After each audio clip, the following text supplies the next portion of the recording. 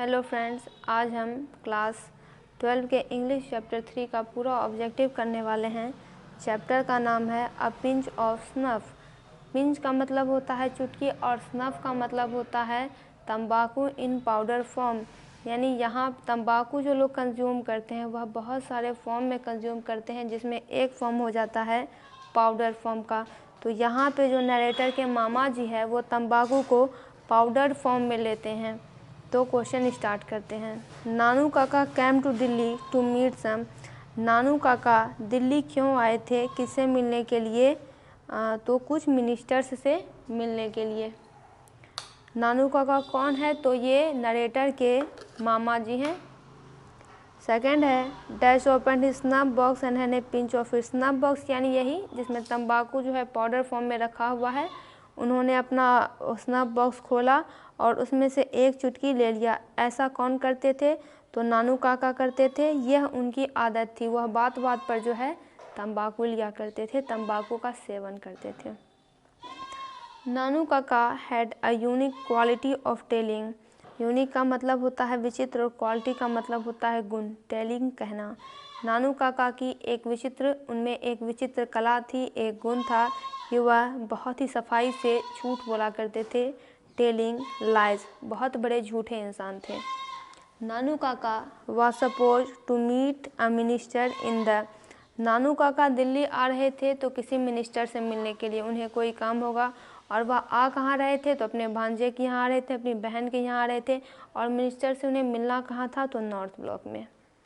Nanu Kaka was narrator's. नानू काका narrator के कौन थे? मैटरनल अंकल थे, जिसका मतलब होता है मामा जी थे। Nanu Kaka handed over a cheque of 1000 rupees to a. यानी कि, और यहाँ पे जो ये क्वेश्चन है, ये क्वेश्चन ठीक से यहाँ मेंशन नहीं किया हुआ है, ये थोड़ा रॉन्ग क्वेश्चन है। हम नेक्स्ट क्वेश्चन की ओर जाते हैं। Nanu Kaka went to the dash auto dealers. Nanu Kaka कौन से ऑटो डीलर्स के पास जाते हैं? तो सिक्का ऑटो डीलर्स के पास। नानू काका है tied a use dash turban round his neck. देखिए, टाइड का मतलब होता है बांधा जाना, यूज मतलब बड़ा, टर्बन मतलब पगड़ी, राउंड हिज अपने सर के घुमाकर। तो ऑरेंज टर्बन, नानू काका है tied a orange turban round his neck, यानी उन्होंने अपने सर पर ऑरेंज कलर की पगड़ी बांधी थी। Nanu Kaka gave the minister the address of the. Nanu Kaka ने मिनिस्टर को किसका एड्रेस दिया था? तो नरेटर का ही एड्रेस दिया था। नरेटर यानी अपने बांजे का। अंगोचा वाज केप्ट बाय। अंगोचा कौन रखते थे? तो अंगोचा नानू काका रखते थे। Nanu Kaka wrote a cheque for a dash rupees. Nanu Kaka ने कितने रुपए का चेक काटा, चेक लिखा? तो 1000 रुपये का, 1000 रुपये का। फिर है हु ट्रैवल फ्री विथ नानू काका। तो नानू काका के साथ कौन फ्री में ट्रैवल किया करते थे? तो वह थी किटन, यानी बिल्ली का बच्चा। Nanu Kaka was coming to Delhi to dash. यानी नानू काका दिल्ली क्यों आ रहे थे? तो टू सी सम मिनिस्टर, क्योंकि उन्हें कुछ मिनिस्टर से मिलना था। मेंशन नहीं किया गया है कि उन्हें मिनिस्टर से क्या काम था, बस इतना कहा गया है कि उनको मिनिस्टर से मिलना था। नानू Kaka was installed in. Installed का मतलब होता है स्थापित किया जाना। तो इन द ऑथर्स बेडरूम, यानी जिस घर में नरेटर रहा करते थे, लेखक रहा करते थे, उनमें उनकी माँ और वो रहा करते थे। तो अब नानू काका आ गए तो एक एडिशनल आदमी आ गया, तो उन्हें जो है नरेटर का ही कमरा दे दिया जाता है और नरेटर दूसरी जगह शिफ्ट हो जाते हैं। और वो ज़्यादा दिन तक आए भी यहाँ पे नहीं थे, 2 से 3 दिन के लिए ही आए थे। मिनिस्टर से मिलने के बाद अपना काम ख़त्म करके वो जाने वाले थे। The author had taken dash day leaves. तो इसलिए ऑथर को कितने दिनों की छुट्टी लेनी पड़ी? लीव का मतलब होता है छुट्टी लेना, तो उनको 2 दिनों की छुट्टी लेनी पड़ी थी अपने मामा जी के लिए।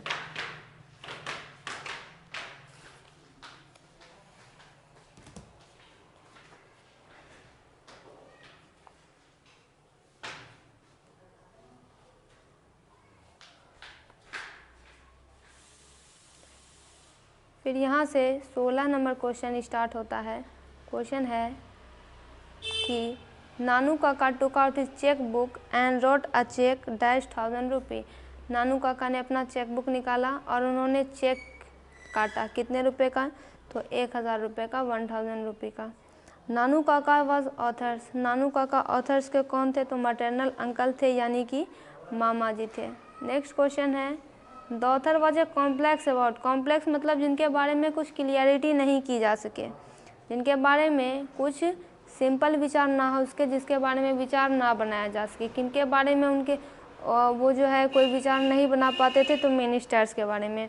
क्योंकि ऐसा क्यों बोला जा रहा है? क्योंकि नरेटर जो है खुद परीक्षा अवधि काल में अंडर सेक्रेटरी नियुक्त हुए हैं, यानी इनका जो है ये खुद जो है परीक्षा काल पे, जिसका मतलब होता है कि 1 महीने व्यक्ति को नियुक्त करके देखा जाता है कि वह इस काम को कर पाएगा कि नहीं, और जब 1 महीने बीत जाते हैं तब उसका रिजल्ट आता है। अगर उस आदमी को रखना होता है तो रखा जाता है, नहीं रखना हो जाता है तो उसे बाहर निकाल दिया जाता है। लेकिन जब इनकी माँ ने बताया कि नानू काका मिनिस्टर से मिलने के लिए जा रहे हैं, तो थोड़ी ज़रूरत इनकी भी पड़ेगी, क्योंकि इनका भी तो काम बिल्कुल वैसा ही था, मिनिस्टर से ही कुछ जुड़ा था। लेकिन इनको तो सिखाया गया था कि मिनिस्टर जो है भगवान से भी एक कदम ऊपर होते हैं, एक कदम हायर होते हैं, इसलिए ये इनको जो है बड़ा ही कॉम्प्लेक्स था मिनिस्टर को लेके। नानू काका ट्रैवल इन डैश क्लास, नानू काका किस क्लास में ट्रैवल किया करते थे? तो वो 2nd क्लास में ट्रैवल किया करते थे, हालांकि उनके पास टिकट 3rd क्लास का रहता था। On the platform Nanu Kaka handed over the author, यानी जब प्लेटफॉर्म पे वो आए, यानी जब पता चल गया कि नानू काका आ रहे हैं, तो वहाँ पे लेने के लिए नरेटर ही उनको गए थे।